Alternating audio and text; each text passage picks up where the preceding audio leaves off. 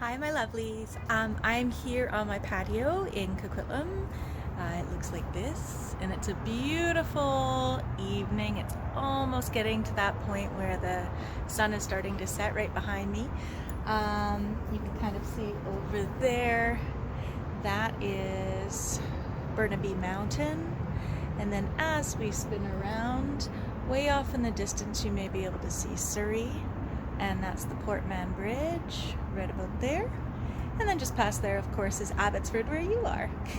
So what I wanted to do today is see if I can make some natural pigments or natural paint with some of the flowers I have that are starting to die on my patio. I don't want them to go to waste, so let's check it out.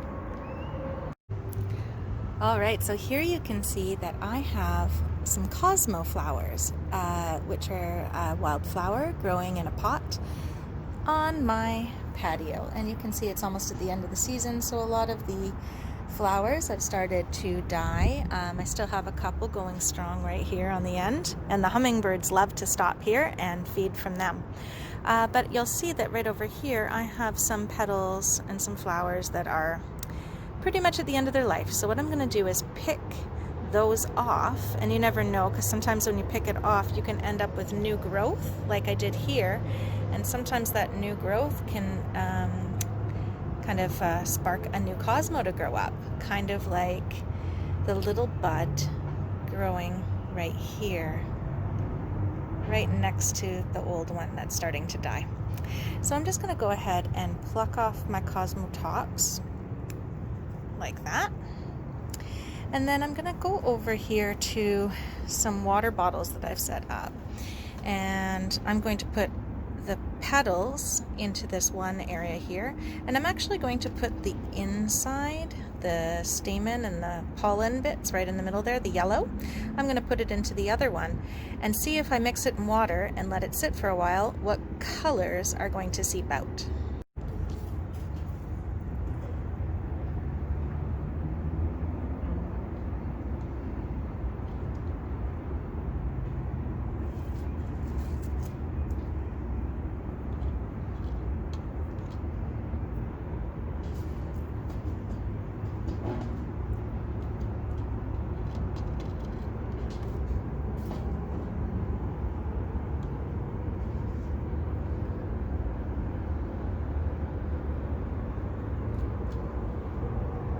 Here's all those Cosmo petals.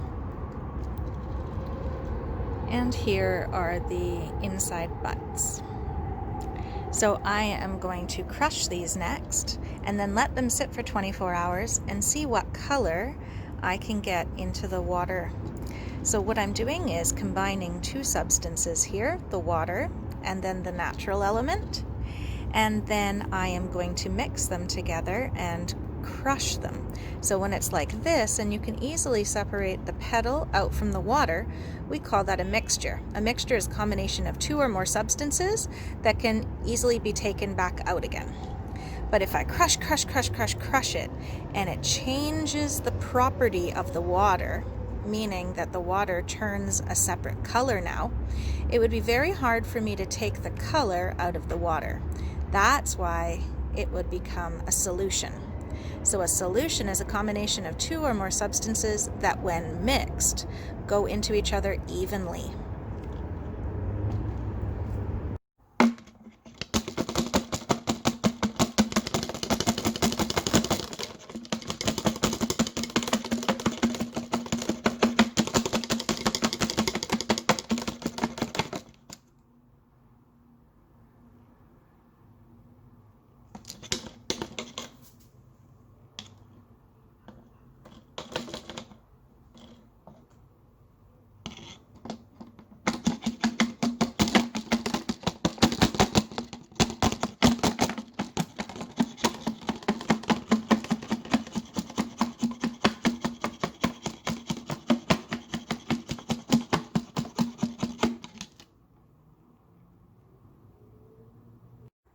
So you can see the color already is starting to come out from the center of those Cosmos. It's starting to turn this lovely yellow color. So that's only 3 minutes of shaking the water around in this Whereas the Cosmo petals, I'm not getting a big difference. You can see that the only pink is from the petals. It's not really seeped into the water yet. So this is very much still a mixture because the properties have not changed. Even after shaking it, the properties have not changed. The properties of the water are still clear. Whereas this one, you can see the property of the water is now yellow. It is no longer clear. So because it is changing the color of the water, we would call this a solution, whereas this one right now is still a mixture. But we'll see how long it takes to get some color out of this. Since it's so fun making paints with the nature that we have around us, I thought, what is the color of earth? So I just grabbed some dirt from outside. And just took some dirt. It's even got some little bits of rocks and sticks in there, hopefully not too much. I just want the grainy dirt. So I'm going to try this with dirt as well. I wonder what color pigment I can make from dirt. So I'm just going to pour some water in there. And I'll go ahead and seal that up and give it a shake. And let's see. Look how the color of the water is starting to change. Now you can see that it still has a clearish film in it. So it's still a mixture. I could still strain that dirt out. So I really want to suspend the dirt into the water, get all that clay out. And if I can really mix it well and let it sit, it may change the properties of the water. We might be able to paint with it. Let's see. I'll let it sit for a bit. Hi lovelies. It is the next day and I want to check on our paints and see what colors we were able to create and what the intensity of the pigment, the intensity of the color we were able to get is. So let's check it out. So the first thing I want to do is to strain out all of the bits and stuff that are still in here because I don't want that mixing up with the paint color. So what I did is I just found a tea strainer for loose tea, and you can see it has all those little microscopic holes, which are really great for filtering out a lot of that dead stuff. So first up, these are the petals. Let's see if it changed the property of the water from clear. So anything that was left in there, look at these petals, they used to be bright pink. And now they're sort of a brown. I'm going to leave that in there. Look at the color of the water dripping through. And you can see we have a pigment that's a little bit darker, maybe a pinky brown. Next step are the inside parts, the pollen, the stamen of the plant. So I'm going to go ahead and put that into my tea strainer. Strain out all the particles, and wow, what a bright yellow. Absolutely beautiful color. So there's the difference between the pink of the petals and the yellow of the stamens. So now let's try the dirt. Here we go with the dirt. And let's see our result.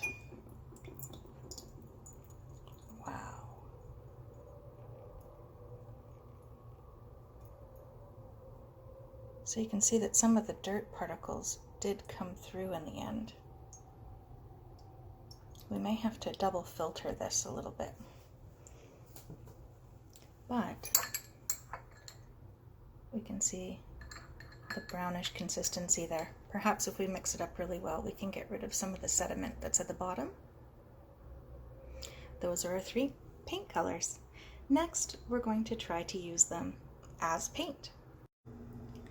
So I set up my sketchbook here with the 3 different samples that I created paint from. The Cosmo flower petals, the stamen, and the soil. And I just trapped a little sample in some clear tape, and that'll dry within my sketchbook and it'll be a nice sample. So first we're going to start with the flower. So I'm going to dip in the flower petal solution that I made here and just go straight across my page, adding some of that pigment water that I made. And it doesn't look like much, but we're going to end up doing 3 layers. And I'm going from about here to about here. So I want to do a full long strip, because after, when I do my second layer, I'm only going to go 2/3 of the way. And then when I do my third layer, I'm only going to do 1/3 of the way. What that'll show us is the least concentration of pigment, the lightest color we can make, the medium tone, and then the most richest, brightest tone with 3 layers. And that's how we want to walk out our paint, so that we can see the possibilities of this color. So that's my first layer of that one. I'm going to blot off and do the same for the other 3.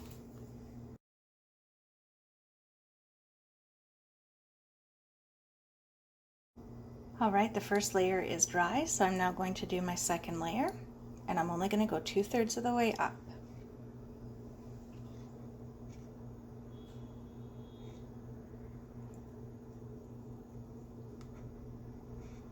Now you can see there's a little bit too much liquid on it the first time, and that's why the paper started to get really thin.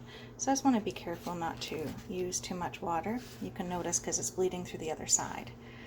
So do thin layers. Make sure you don't have a big drippiness. All right, the stamen, layer 2, going 2/3 of the way up. And the soil, going 2/3 of the way up. I'm going to leave that to dry and do one more layer. After making a quick pen and ink drawing of the Cosmo flower, where I took these colors from, I am now going to fill in my drawing using the different gradations or gradients of pigment that I can make. So right now I'm working in the center of my Cosmo, letting it dry in between layers and seeing how brightly I can color this.